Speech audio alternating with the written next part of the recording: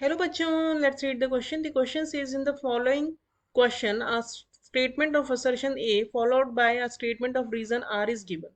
Choose the correct answer out of the following choices. Option A is both A and R are correct and R is the correct explanation of A. Option B is both A and R are correct but R is not the correct explanation of A. Option C is A is correct but R is incorrect.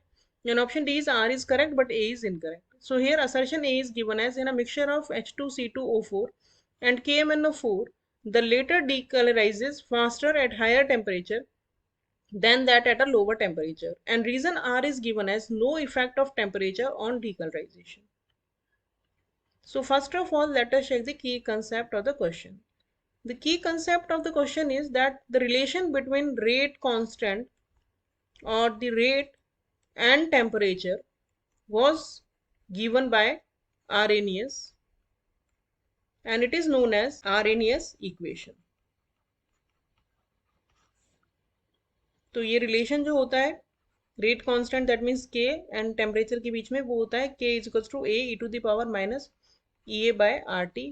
यहाँ पे A जो है it represent the frequency factor और Arrhenius factor भी से हम बोलते हैं। और e to the power minus E A by R T जो होता है वो होता है fractions of molecule having energy equals to और मोर देन एक्टिवेशन एनर्जी। तो जनरली ये होता है कि जब हम 10 डिग्री सेंटीग्रेड टेम्परेचर का राइज करते हैं तो रेट कांस्टेंट जो है वो डबल हो जाता है ऑलमोस्ट। तो रेट कांस्टेंट अगर डबल हो जाता है तो रेट ऑफ रिएक्शन भी बढ़ जाएगी हमारी।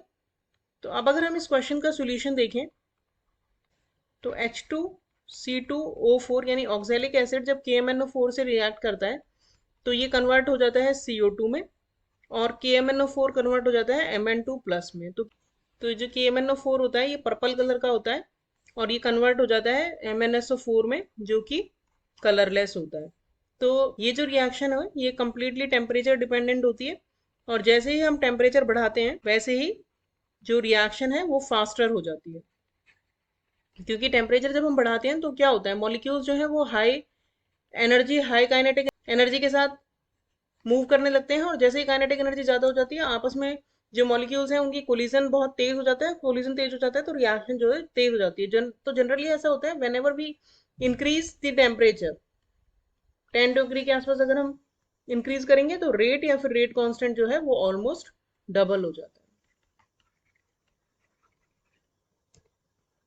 तो यानी कि हमारा जो असर्शन है वो करेक्ट है कि हायर टेम्परेचर पर डीकलराइजेशन फास्टर होता है और रीजन गलत है क्योंकि रीजन में लिखा है no effect of temperature on decolorization. तो हमारा करेक्ट ऑप्शन हो गया option C. Hope you understood the solution well. Thank you.